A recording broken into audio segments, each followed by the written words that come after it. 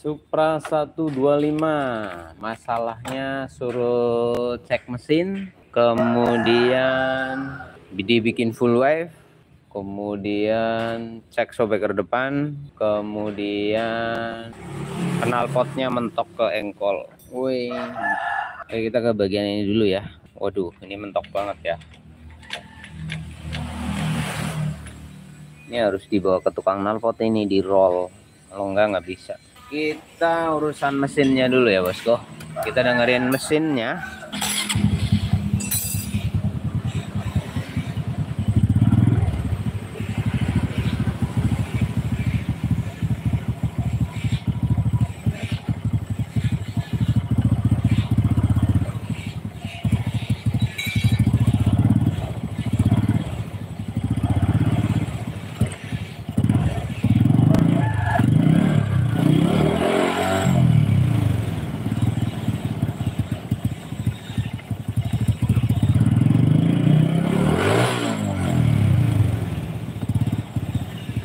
Berebet.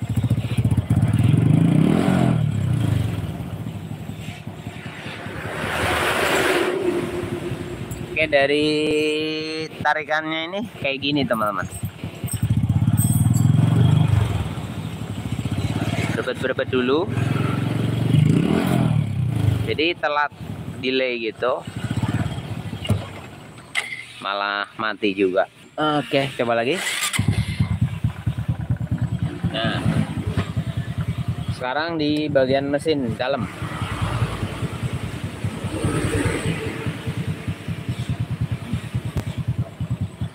Ini kayak adem ya, kayak adem. Kita gasnya taruh di RPM 3000-an. Nah, mungkin sampai audionya atau tidak.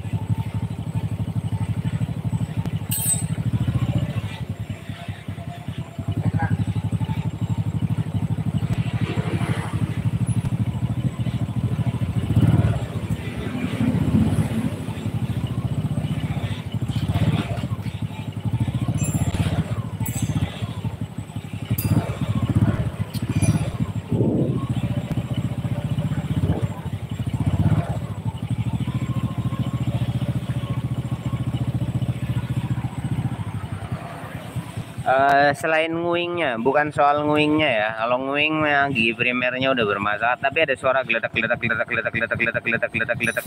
Ini yang ada di dalam sana. Kalau nangisnya udah jelas. Ini keteng yang dipaksa kencang banget atau gigi primer yang udah kena. Tapi kalau ngecek gigi primer gini bos, gampang aja. Kalau soal nangisnya ini kan ngung gitu kan. Nah, giginya masukin.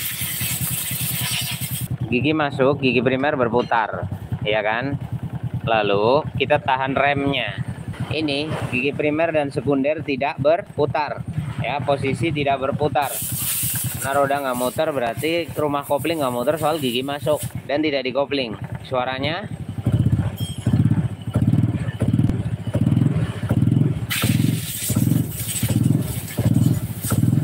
ada nguingnya nggak teman-teman? Nah, ini ilmu sederhana buat teman-teman ngecek ngiung itu, karena keteng yang kencang banget juga ngiung, primer yang udah aus juga ngiung. Nah, sekarang suara nangisnya hilang, giginya masukin, tahan remnya, berarti gigi primer nggak muter, ya kan? Gigi primer nggak muter, suara nangisnya hilang. Coba digas, oke. Nah, udah saya gas, nangisnya hilang. Nah, sekarang kita tanpa ditahan giginya, kita dengerin.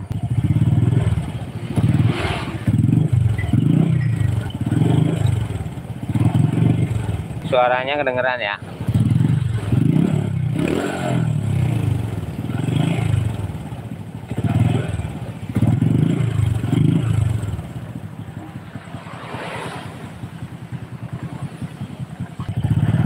Nah, suara nangisnya muncul lagi, bahkan pada waktu stasioner pun muncul.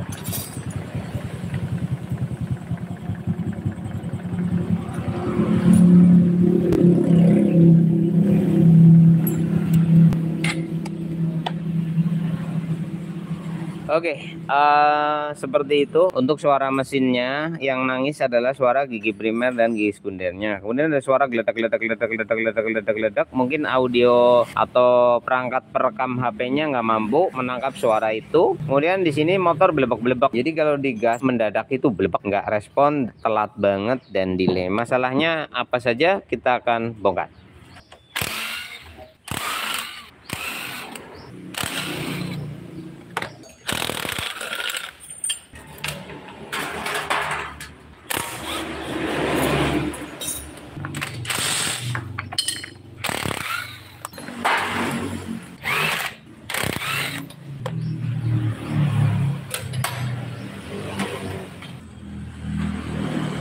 Kita akan cek koplingnya dulu ya bos.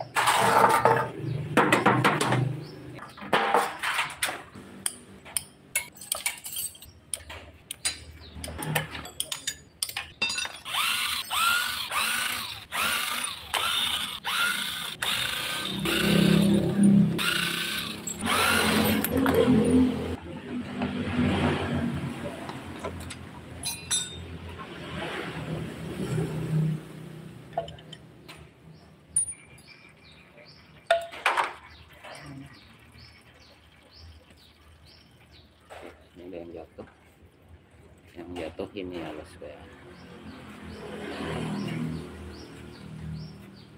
Bentar.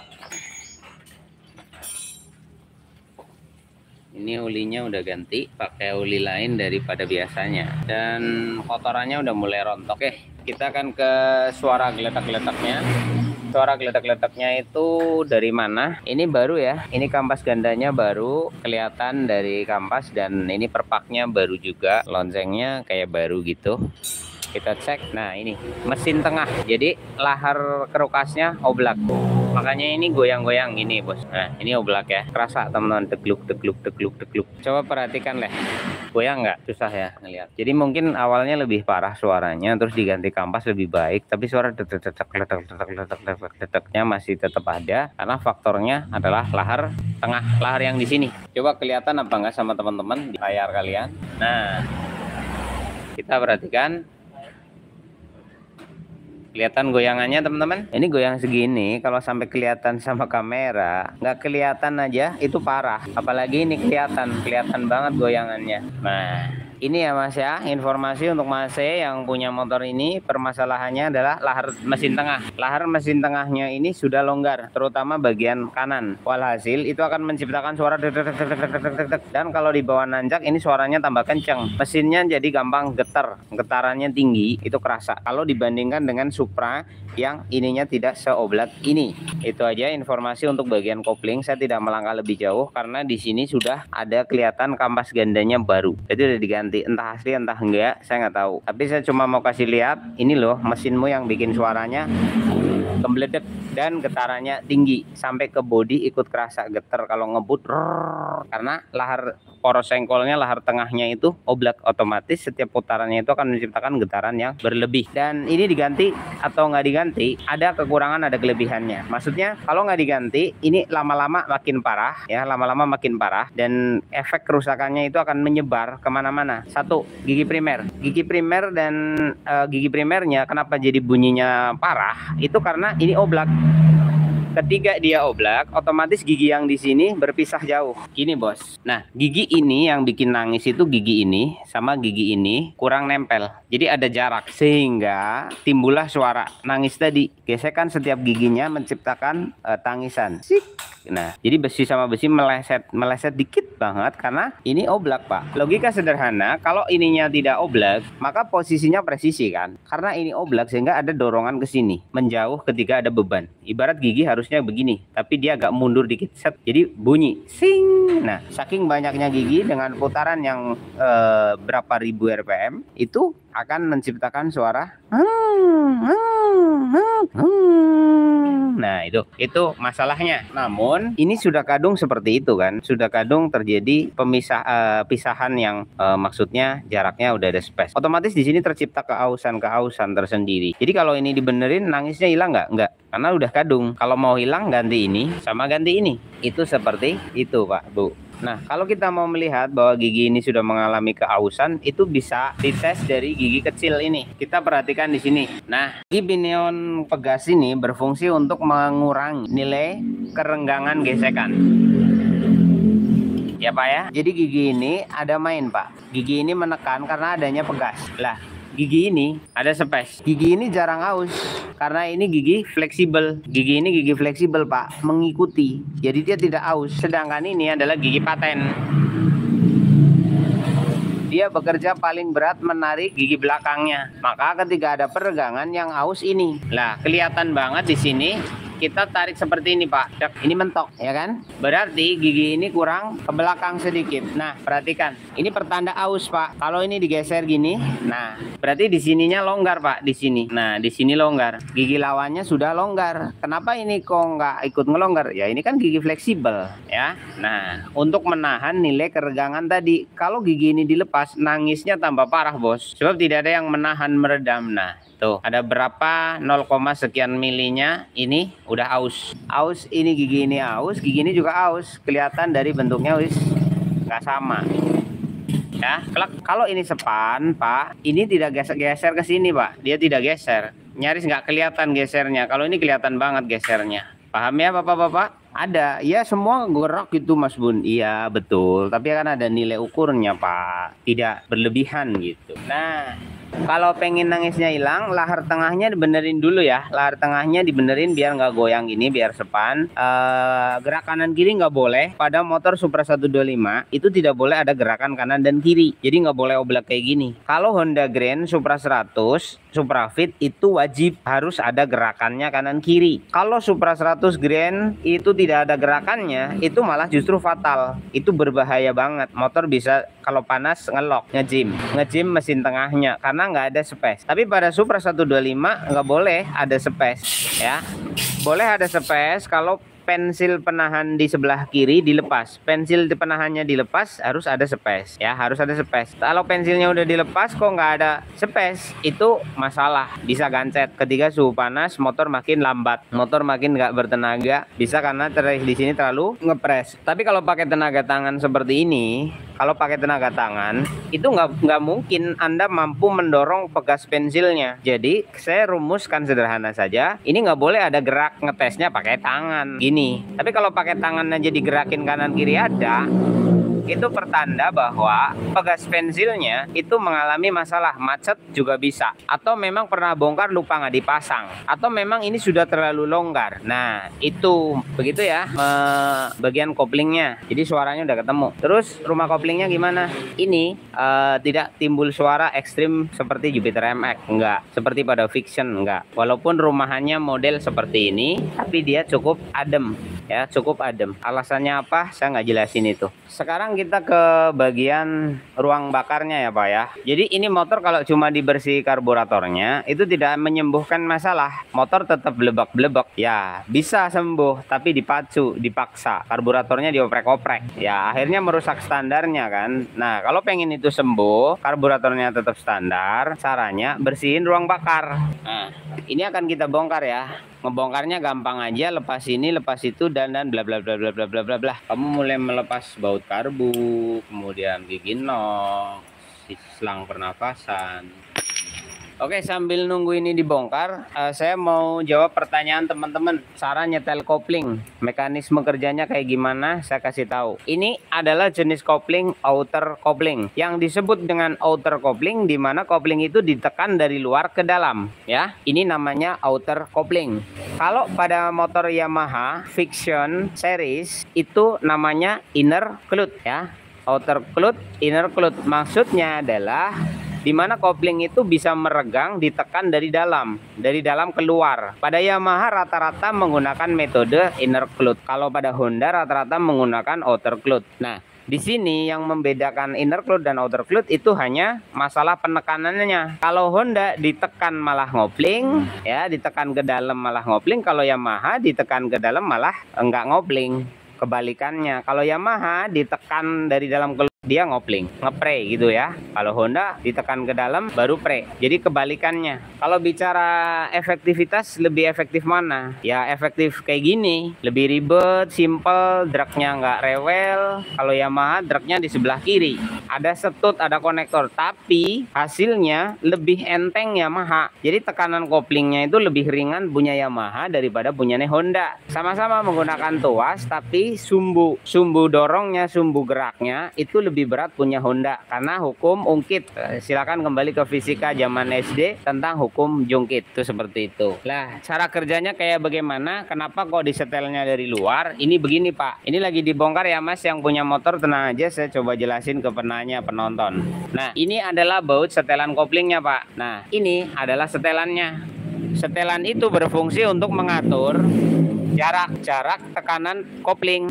Nah, kopling ini bekerja berdasarkan pelor yang bergerak. Perhatikan, ketika Anda menginjak kopling, ini akan ketarik Pak. Dia akan begini. Nah, perhatikan ya. Nah, ini posisi tidak di kopling, posisi sedang netral. Nah, ini terkoneksi sama bagian sini Pak. Nah, seperti ini ya. Oke, ketika Anda menggerakkan pedal, ini akan menarik benda ini. Nah, benda ini tercaut ke sini Pak. Alah, jembut. Nah, begini. Ini terkoneksi ke pedal kaki. Ketika Anda menggerakkan persneleng, dia akan bergerak. Coba persnelengnya diinjak-injak. Nah, ke depan, ke belakang, ke depan, ke belakang. Oke, cukup. Nah, di sini akan menciptakan gerakan ke sana dan ke sini. Akhirnya ini akan menggeser pelor. Begini, set. Nah, pelor yang berada di mangkoknya, ketika ini digeser, otomatis pelornya akan stay di sana. Dia akan jalan begini Pak. Set, ya kan? Nah, otomatis ini neken ke sana Pak. Ini neken ke sana karena ini diem, dudukan lawannya ini diem. Nah,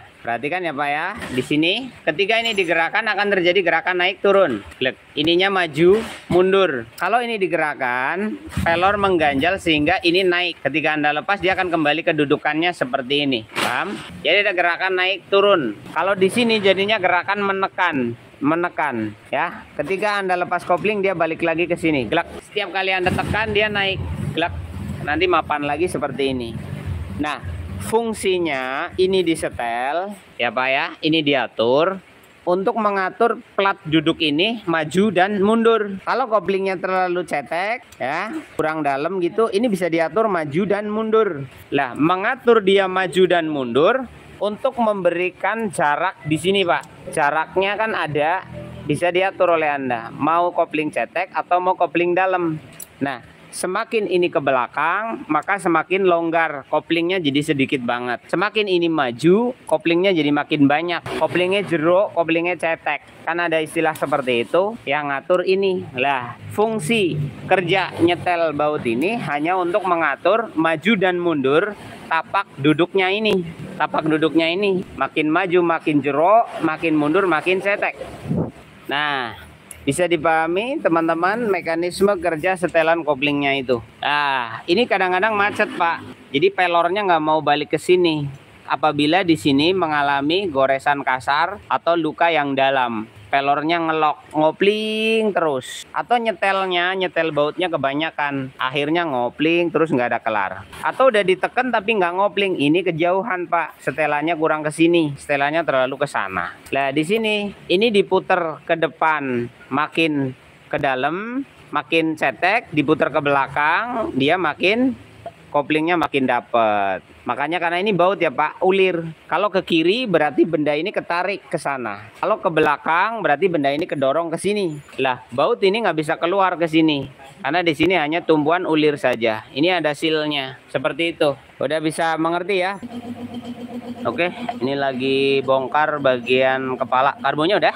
Oke, karburatornya udah dibongkar, kita akan bongkar kepalanya ya bosku. Caranya copot dulu karburatornya seperti ini. Baut ini dilepas dari sini ya.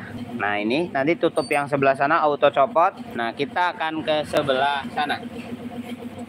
Siapa tahu teman-teman mau bersihin sendiri ruang bakarnya.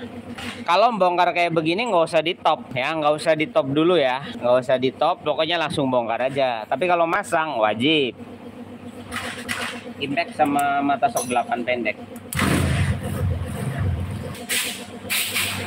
Dan baut ini dilepas dulu sebelum baut utama. Jangan kebiasaan kebalik ya. ini udah kendor, ini belum. Nanti di sininya slack.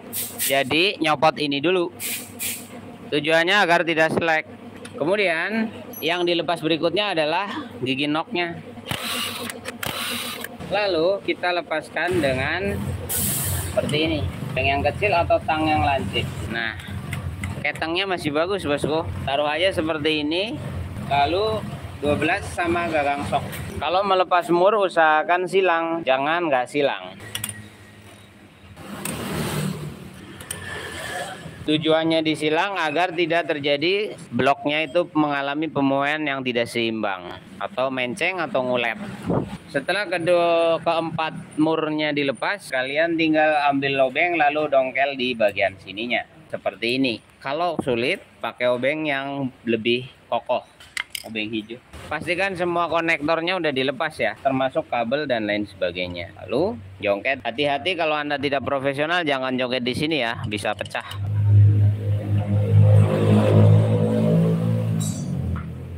Sini diangkat.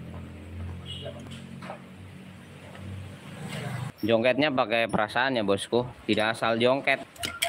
Nah, kalau sudah terpisah, enak aja kayak gini. Biasanya busnya yang paling sulit, apalagi kalau busnya sampai keratan. Dan saya rasa motor ini belum lama dibongkar juga sih. Dari lemnya ini masih baru coy. Nah, ini suka bikin mentok. Caranya ini dilepas. Nah, kalau udah kayak gini tinggal diputer. Jangan dipaksa nanti patah. Caranya kayak gini. Nah, turunkan dulu beberapa senti, putar lagi sambil digoyang-goyang pelan-pelan aja. Nah, keluar deh. Nah, biasanya nabrak pak. Nah, kalau kayak gini kan enggak. Nah, ternyata betul motor ini belum lama nih dibongkar-bongkar gitu teman-teman. Ini lemnya masih baru, perpaknya juga masih kelihatan baru nih, tapi motornya nggak bertenaga. Rantai ketangnya baru, pistonnya udah kotor banget. Ini motor keborosan bos. Lalu kita cek bagian sininya bocor apa enggak. Klepnya bisa jadi klepnya nggak rapat, bisa jadi, tapi belum tentu. Jadi dicek aja dulu. Nah, pastikan ini posisinya netral ya bosku, enteng gitu, netral. Taruh seperti ini. Kasih bahan bakar. Kok cepet habis ya? Tiup dengan angin. Bocornya parah bosku.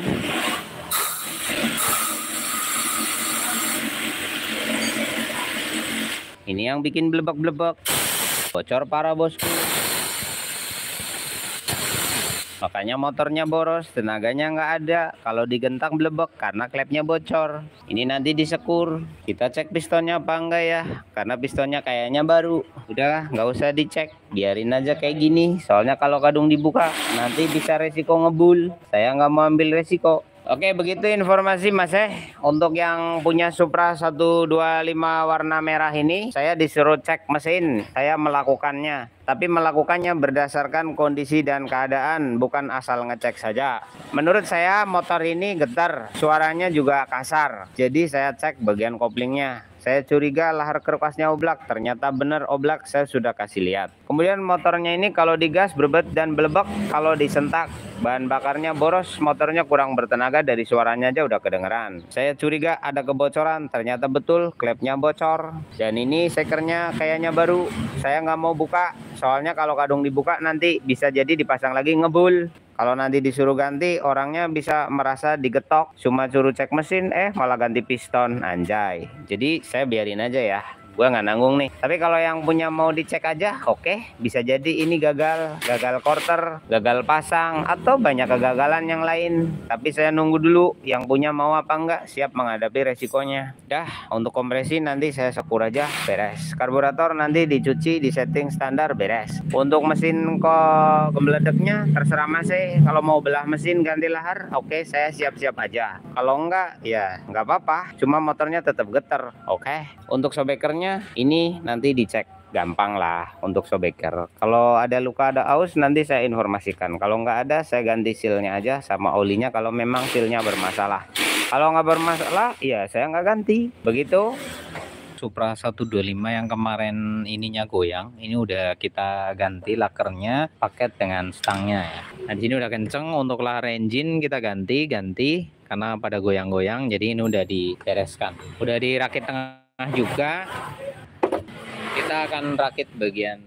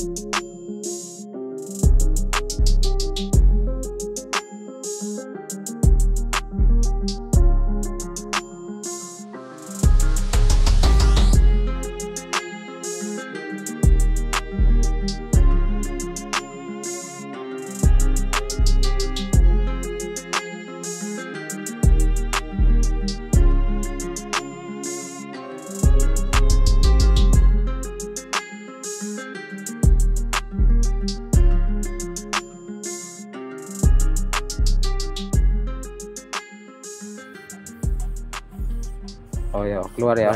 Oke.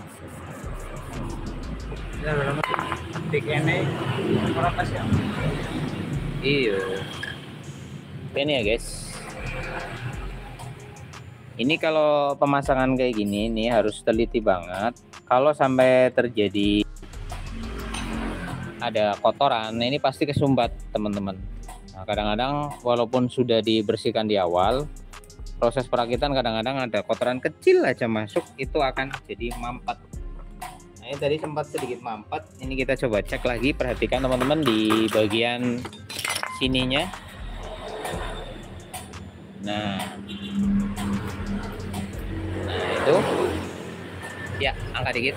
Nah, di sini ini harus nyembur teman-teman. Kalau nggak nyembur itu berarti ada hambatan.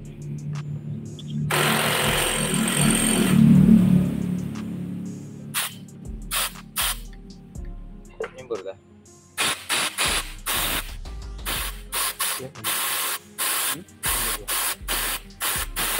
Kelihatan. Nah, itu harus keluar lah paling nggak ya guys.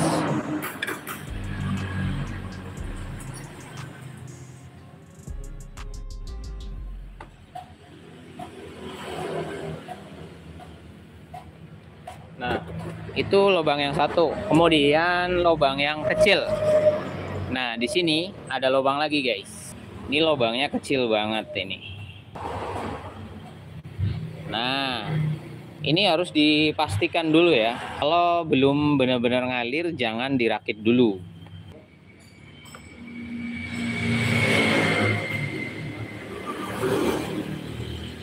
Oke teman-teman, ini nggak diganti karena kondisi masih lumayan oke. Tapi mana buringnya?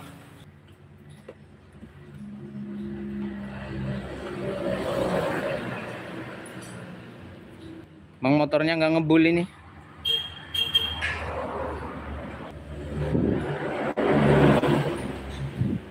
Anggarannya berapa sih ini?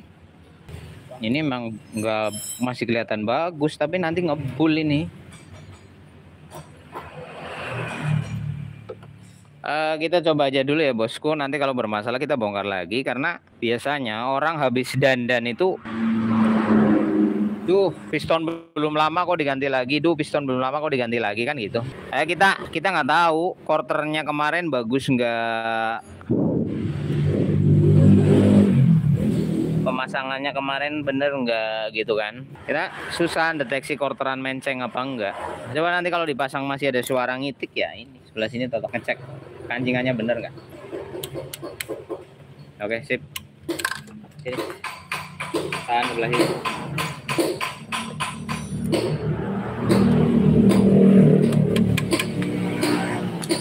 Ya. Perbak.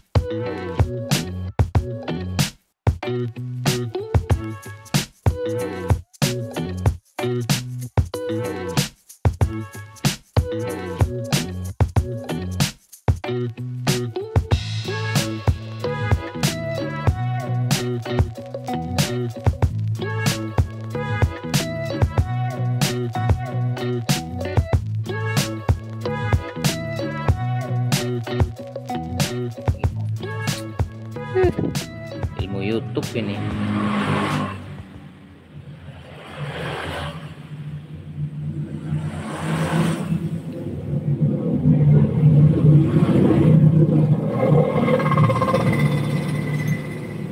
Ilmu YouTube. Nonton YouTube setengah-setengah akhirnya lek harapannya gini bos. Iya.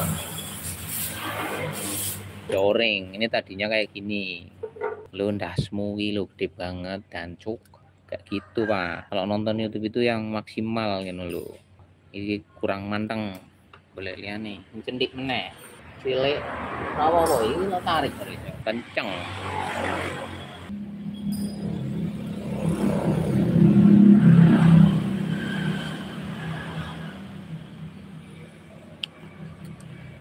Nah, rajin.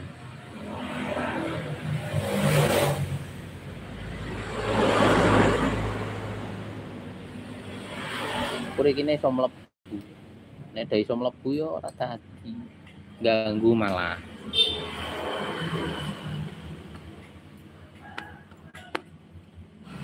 Ingat yo. Kalau nggak oring kayak gini tuh onnya yang kecil, ojo samene gede nih Pak. Ulah, ya ora dadi Pak. Dia tidak bisa nyelap di sana. Malah justru menghambat, ngganjeli karente kalau mau naik ke atas dia terganggu. Nek kayak gini kan enggak tuh. Klek, ini bisa gini juga. Tuh. Kan gini paling. Nah, sebelah sini kok enggak. Ini harus dibenerin. Ada yang nggak beres Pak, gitu loh carane. Nonton YouTube melayu-melayu, ndang dirakit, nggak ngerti ilmunya. Ini loh, nah, ini mempengaruhi ke gaya baliknya vakum nanti. Kalau ini ditekan, kok karetnya yang satu nggak ngangkat kayak gini. Nah, ada yang ketinggalan. Ini vakum tidak akan bisa turun lebih cepat atau naik lebih maksimal. Ngetesnya gini, nah ini kan belum bareng, ada yang nggak beres. Nah ini karetnya ini terlalu masuk, yang sini terlalu masuk, yang sini seimbang. Jadi kalau ada satu penahannya ini paling titik yang terlalu dalam, itu akan membuat dia itu nggak balik cepet. Nah ini harus diatur Pak, tidak asal pasang gitu loh. Makanya banyak orang niru, diganjel-ganjel ini ora dadi mas.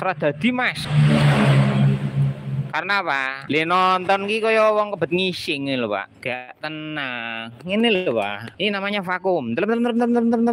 Cepet. Buka, slet. Lepas, drut. Nah, ini masih telat juga. Tarik-tarik biar terjadi keseimbangan. Nah, ini, Pak. Seninya mekanik kan di situ. Ada rasanya. Orang mau ngasal masang-masang. Yang ini ki suwe golek ini ngene iki suwi. Men pas. Nah.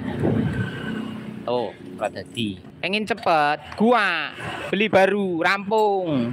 Kadang-kadang ki karepe didandani, njaluke banter, cepet. Masang ini tok suwi, Pak. Tuh, wis pasang. Oke, nih ya. Ini yang buat punya Supra nih. Ini klepnya nggak original loh ya. Saya kasih tahu. Sorry sinyal. Ini kita buka udah pakai merek beginian ya, original loh. Ini baru ini. Kemarin. Silnya bangka tuh. Ini udah diganti nih silnya. Kita tes bocor nggak? Nah, tukang sekurnya ini panas dingin loh.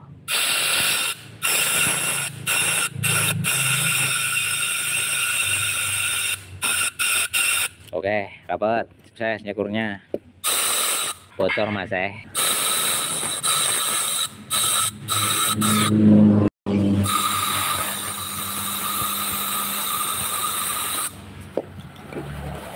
Ini setting ulang. Ini bisa ganjil kotoran aja sih. Jadi tadi nyekurnya udah bersih. Nah, kita ambil anginnya, semprot di bagian dalamnya.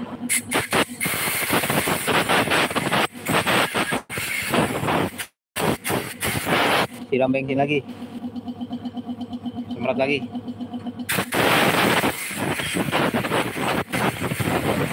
Ya proses masangnya keganjil kotoran dikit ya bocor.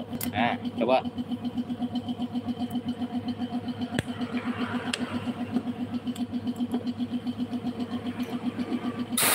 Nah tambah pas. Wow, sekarang posisi bukanya balik. Mana yang dites tadi? Ini kan? In. Yuk tembak angin lagi. Ini dari bagian dalam. Nah. ada cleanernya.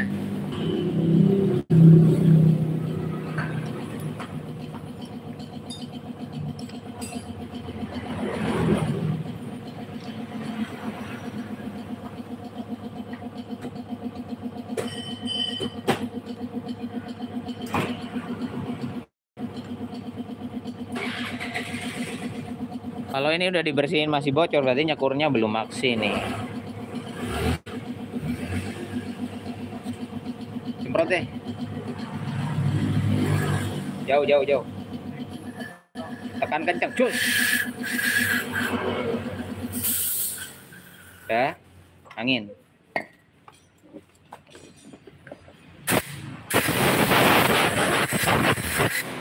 Ya.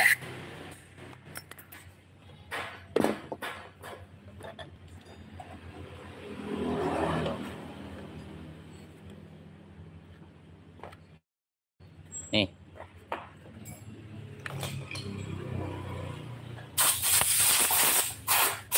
Nih Pak. Ini kualitas klepnya ini jelek ini. Ini susah disekur ini.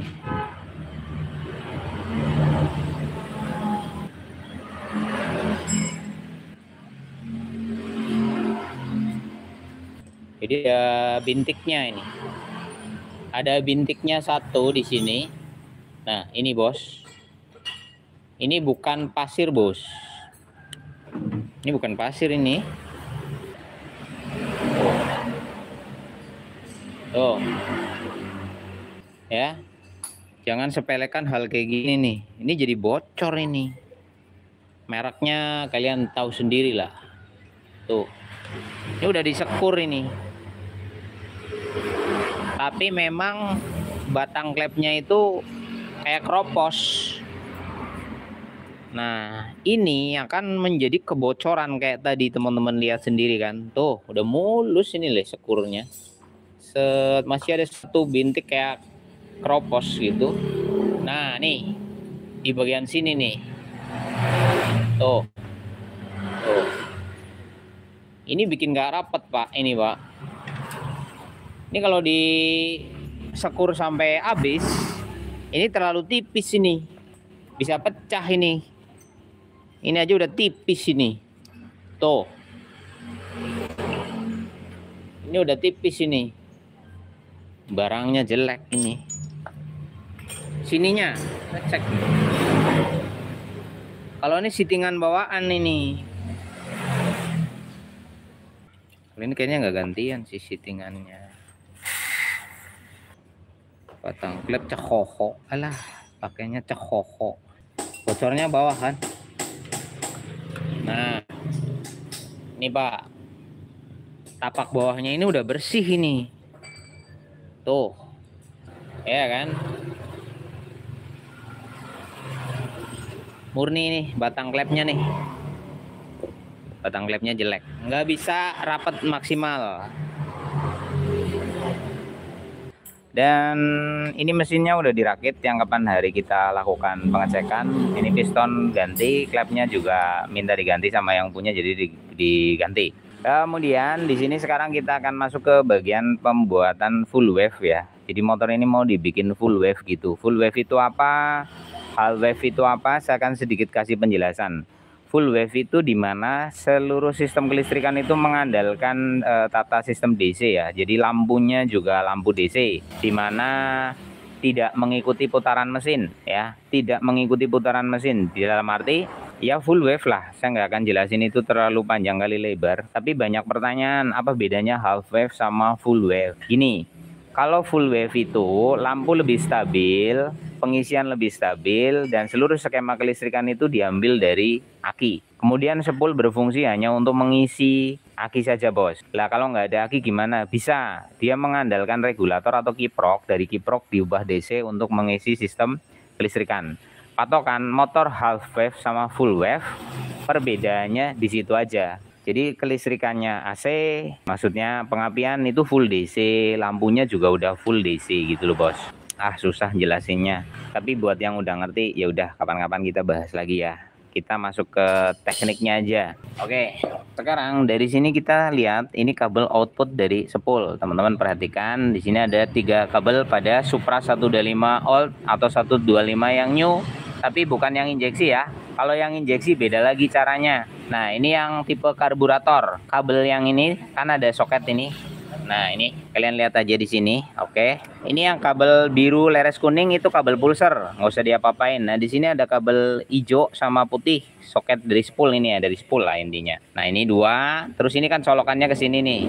Colokannya ke sini. Klik gitu kan. Nah, cara gampangnya seperti ini. Nah, teman-teman, ini kalau bingung kita ambil di sini aja, seumpama. Ini mau dipotong apa enggak? Mau dipotong apa enggak? Tinggal masalahnya gitu. Tapi ini kan mau dibikin full wave. Ini potong aja nggak apa-apa. Nanti bisa disambung lagi. Kalau seumpama nggak mau dipotong, biar rajin gitu, kalian cari soket yang seperti ini. Ada nggak soket seperti ini? Nggak bekasan? Yang full sama soketnya. Coba ada apa enggak? Nah, gini-gini. Kemarin aku motong bekasan itu ada kok. Nah, kita cari bekasan seperti ini ya bos ya. Ini ada nih. Oke, ada bekasan kayak gini. Kalau nggak beli aja, itu ada. Kamu tinggal lepas aja soketnya seperti ini. Set. Nah, ini dilepas gitu biar nggak motong. Nah, ini dikeluarin. Tuh. Lah, kemudian kabel yang 2 ini ntar dipakainya gini. Ini dikasih bukaan dulu. Nah, itu ada bekas switch bisa. Kalau kayak gini juga bisa. Kalau kalian nyari bekas nggak ada, nah beli switch. Nah, ini kan switch rem depan bekas. Kalau ada bekas, nah ini tinggal dipasang kayak gini bos. Nah, ini nggak ngerusak ya. Ini sistemnya nggak ngerusak gitu. Terus kita ambil kabelnya, ini potong aja. Kalau kalian nyari bekas susah, beli baru aja switch, beres daripada ribet. Nah, ini dibuka, set, ambil, perhatikan, udah ya. Nah, sekarang ini kabel dari spool dua-duanya ini, kabel yang hijau sama yang putih. Lalu yang dari kiprok ini dicabut bos. Nah, ini dicabut ya, kabel putihnya nggak fungsi. Nah, yang dipakai ini kabel kuningnya aja, kuning sama merah. Jadi ini 2, kabel kuning sama merah. Yang hijau sama yang putih ini udah nggak connect ya, nggak connect soalnya tadi dilepaskan. Nah, sekarang siapin kiproknya. Nah, kiproknya yang Tiger, kiproknya model Tiger ya. Pakai kiprok Tiger nggak apa-apa juga. Gini, ini kaki 6 gini, perhatikan. Nah, selang bakarnya yang udah dipotong sini, kita masukkan ini ke sini. Slup, ini bebas mau yang kanan mau yang kiri, terserah kalian. Ini digulung. Nah, gini, set, lepaskan. Terus ini kita kasih dorong ya, nutup. Nah, terus dibakar aja gini. Nah, udah. Terus ini ya, yang bawah ke yang satunya lagi. Nah, ini di sini kita sambungkan. Set.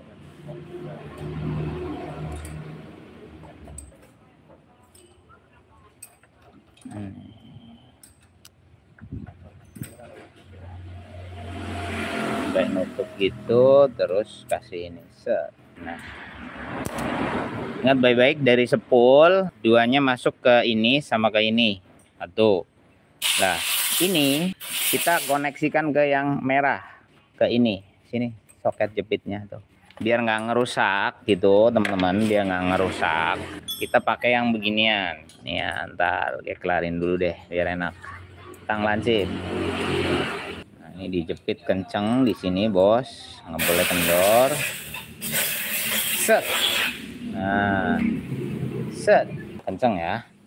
Kemudian yang hijau, nah sini kita ambil. Nah, gini. Kalau kalian niru nggak jadi kelistrikan ya, namanya saya nyoba nggak jadi bang, berarti belum pinter. Jangan kepanjangan loh. Kasih kayak gini, ini biar nggak ngerusak gitu. Suatu hari mau distandarin bisa bakar gini, set. Tapi kalau orangnya nggak masalah nggak apa-apa, dipotong aja kabelnya. Nah, gini tuh. Ingat ya, saya nggak bilang warna ya. Jadi yang bawah ini ke sepul, ini ke sepul juga. Yang ini nih, ini ke hijau pada soket kiprok yang lama, ke yang warna hijau, cari warna hijau. Nah, di sini. Nah, ini kan kendor nih. Ini di setik. Nah, dipimpet biar kenceng. Nah, set. Nah, kenceng. Ini ke kabel hijau. Ini. Cari dari sini kan ada kabel warna hijau, cari masukin. Nah, terus ini yang merah, cari yang merah. Ini juga dipimpet lagi. Nah, biar kenceng. Yang ini nih, yang di sini nomor 1 masukin ke merah. Kenceng banget, dir. Nah, udah kayak gini. Yang lain biarin standarnya aja. Nah, yang ini nih, ini cari kabel. Cari kabel, sambung, ambil output kontak. Nah, di sini ini ya Pak ya, itu dicabangin ke yang kuning. Nah, ini gini. Nah, ini pasang ini lagi. Saya pakai double di sini, paralel modenya. Nanti di solder ya, biar bagus kenceng. Set, set, set, set. Kencengin, kasih bakar. Gini. Nah, ini panjangnya yang ini sesuai kebutuhan. Mau ambil dari mana kabelnya? Kalau saya biasanya ngambilnya dari sini. Nah, jadi saya nggak perlu panjang-panjang. Kita potong, klak. Nah, nih potong. Nah, yang ini nih masukin ke yang kuning. Nah, di sini ada cari kabel output kuningnya, input kuningnya. Nah, ini yang coklat ke kuning. Bentar bos, ini macet soalnya. Kita masukin dulu ya Pak. Kayak tadi nyangkut di lubang. Nah, intinya kencang lah. Nah, ini kencang. Oke, yang coklat ke kuning di paralel kabel. Terserah kabelnya mau warna apa, kabel sambungannya lo ya. Kemudian ini dikupas. Nah, ini cari output kontak. Output kontak ya. Kalau motor Honda itu warnanya hitam. Nah, ini saya coba di sini yang paling dekat ini kabel switch rem output kontak. Nah, di sini ikut yang warna hitam, jangan yang warna hijau. Nah, terus dicolokin. Ini untuk contoh aja ya. Kalian mau ambil dari keluaran kontak boleh, tapi kabelnya jadi panjang. Nah, udah kayak gini. Ini udah rangkaiannya udah benar, udah terpasang. Nah, kita sekarang tes dulu. Akinya buka, akinya. Biar tahu pengisiannya hasilnya berapa. Ini businya banyak motor. Pakai digitalnya Mas Yu pinjem yang ada jepitannya. Oke ya, ini kiprok yang bawahnya udah nggak dipakai nih. Ini jalurnya nih. Tuh, kiprok bawahnya nggak dipakai. Kayak gini. Ini untuk contoh, nanti ini dirapikan kembali, dikasih lem, diperkuat biar nggak copot. Nah, ini ada avonya. Kita cek ke aki. Mana nih? Min plusnya. Oh, ini plus. Nah, ini ke min. Avonya terserah mau pakai yang kayak bagaimana kalian. DC full. Kok nggak kebaca? 12-nya mah. Kok 0? Iya. Harusnya 12 kah? Coba cek. Ono lah. Mongonya tatar yang mampu. Nah, udah. Berarti kendor ya di sana ya. Oke.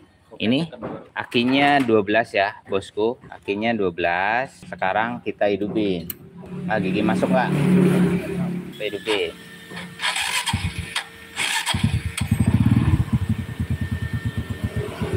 Kendor. Ke bautnya aja, Ro. Kendor itu masih nggak connect sih.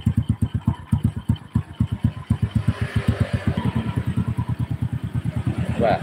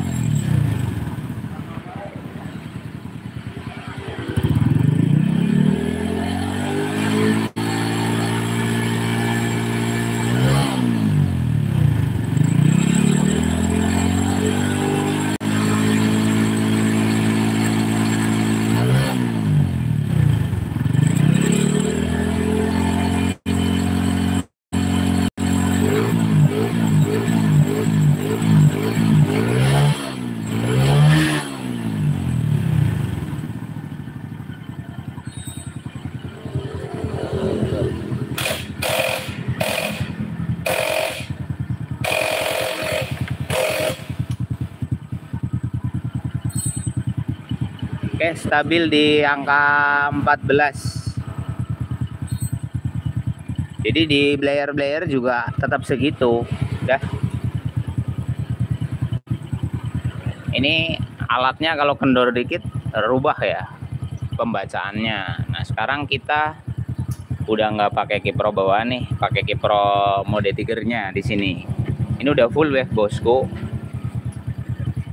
Nah, lampunya ini bisa auto nyala. Lampunya bisa auto nyala. Oke, untuk perangkaiannya kurang lebih seperti itu, dan ini suara mesinnya udah kita rakit ya. Tinggal ngurusin knalpotnya nih. Knalpotnya mentok banget sama ini, sama shockbreaker depan lagi diproses gitu. Dan ini lampu depannya ganti yang double, lampu ganda atau yang lampu Batman. Ini lagi diproses, Pak. Harus disesuaikan dudukannya dan lain sebagainya. Soalnya nggak sama, beda. Nah, sekarang kita tes dulu nih. Nah, ini hasil lampunya. Begini, Pak, hasil lampunya. Jadi lampunya lebih stabil. Jadi mau digas kayak apa, dia tetap nyalanya itu stabil kayak lampu mobil gitu. Ini terang banget, Pak, hasilnya. Nih. Ini fittingannya kendor. Nah, tuh. Nah, ini udah nggak ngikut mesin, tapi aki nggak bakal tekor. Ya, ini kita coba matikan. Ini kita matikan, kita kontak on, kita nyalakan. Nah, tuh. Nyala. Tapi kalau dinyalain tanpa mesin hidup ya tekor. Gitu. Ini bisa mati. Dek. Kontak off, nyalain nggak nyala kalau kontaknya off. Kontak on, nyalain, nyala, Pak. Ini kuat starter nggak? Nah, kalau di starter dia kesedot setrumnya untuk ke ini. Nah, kalau kayak gini lampunya tetap nyala, tegangannya berapa? Udah. Tuh.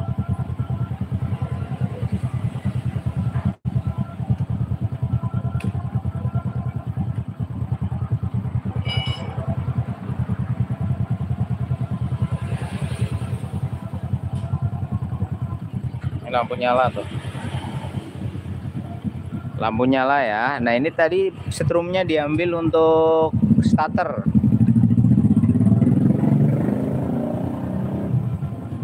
Nah, dia ngisi terus, Pak. Tapi bukan bablas. Sampai batasnya nanti 14 berapa. Tuh.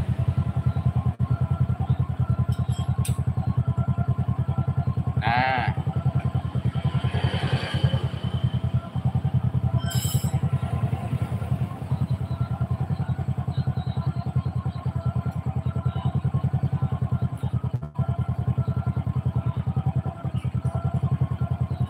Ini lampu nyala. Dan lampunya jauh lebih terang.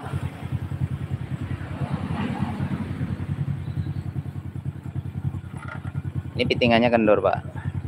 Jadi kalau goyang mati. Oke. Nah. Oke, selamat sore buat semuanya. Ini barusan kita kelarin untuk motornya, belum saya cuci ya. Ini masih kotor bagian luarnya. Intinya bagian dalam udah dibersihin, dan ini lampu depannya udah lampu mode ganda seperti ini, 2. Dan ini udah full wave juga sesuai permintaan dari ownernya. Nah, ini udah. Terus shockbreakernya udah ditangani masih. Untuk rem juga sudah, ban, mesin udah. Kemudian tinggal satu aja. Kalau ini ya, soal knalpot kan saya nggak bisa nih. Maksudnya ini urusannya tukang knalpot ya. Nanti saya serahkan ke tukang knalpot. Jadi sore ini saya mau kasih informasi sama para pemirsa dan juga ownernya.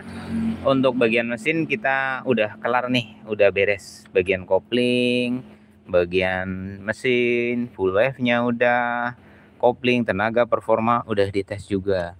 Homesteer, shockbreaker, dan ini bagian depannya kan minta diganti. Ini udah kokoh. Di sini udah kenceng. Udah oke. Ya. Nih body juga kita kuatin sebisa-bisa kita ya, Bos. Karena bodinya udah pada pecah. Ini tinggal mandi aja motornya sama ngurus knalpot nanti ke tukang knalpot. Kemudian kita bakal dengerin suara mesin hasil akhirnya.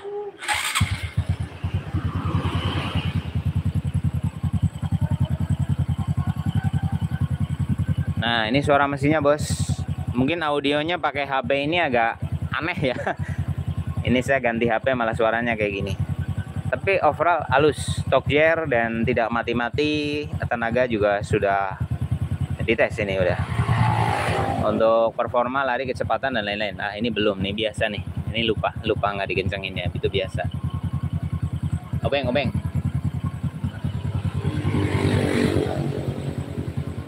Ini kiproknya kita pakai mode Tiger ya. Tahan. Nah, sering lupa ini. Nanti kendor bautnya hilang. Ada nangisnya ya, gigi primernya ini masalahnya. Oke. Ada cewek nangisnya ya.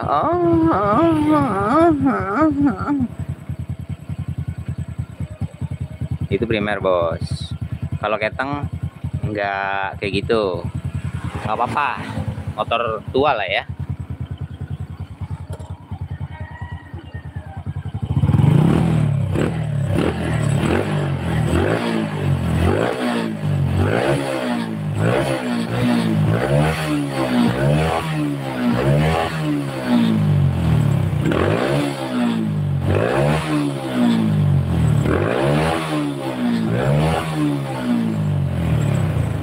Jadi gasnya udah nggak telat-telat gitu, lepas sentak itu full ngisi. Dan ini di sini dia pakai knalpot beginian ya, knalpotnya kalian tahu sendirilah. Nah, ini udah hasil gaya putarnya seperti ini, udah enteng banget, Bos. Nggak hanya waktu duduk aja, di bawah jalan juga udah enak ini. Ya dicoba sendiri ya, Mas, dirasakan sendiri ya, Mas. HP saya nggak bisa, suaranya nggak bisa maksi kalau di bawah jalan, gemberbek. Pakai headset suaranya mendem, hilang. Untuk setir sok dah tinggal diguyur air sabun. Tapi nanti kita mau beresin knalpotnya dulu. Suara mesinnya silahkan dengerin.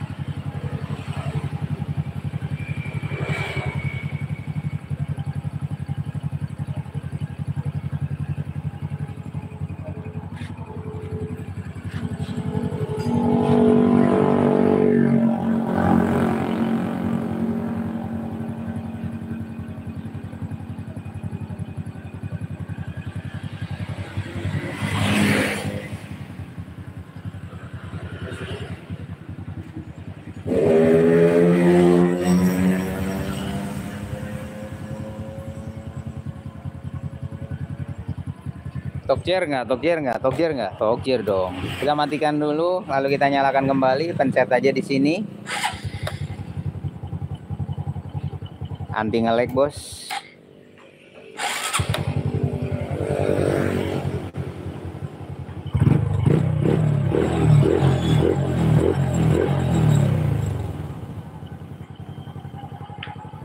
Oke. Kurang lebih seperti itu untuk owner dari Supra dengan plat nomor R2287MC udah ready di bagian engine-nya. Ini tinggal kasih waktu kita ke tukang knalpot aja. Terus nanti kita pasang bodi. Udah kelar ya, Mas. Jadi tugas kita di mesin minta dihalusin, performa dikembaliin. Udah kelar dan beres. Maka kita akan ke unit yang lain. Jadi bisa kontak admin kita untuk pertanyaan selanjutnya tentang terkait motornya, kapan bisa diambil ya. Kita paling nunggu bagian knalpot. Karena kita udah ngomong mau dibawa ke teman kita yang di bidang knalpot. Salam sukses, salam rahayu, dan terima kasih. Assalamualaikum warahmatullahi wabarakatuh. Sampai ketemu lagi di video kita selanjutnya. Bye.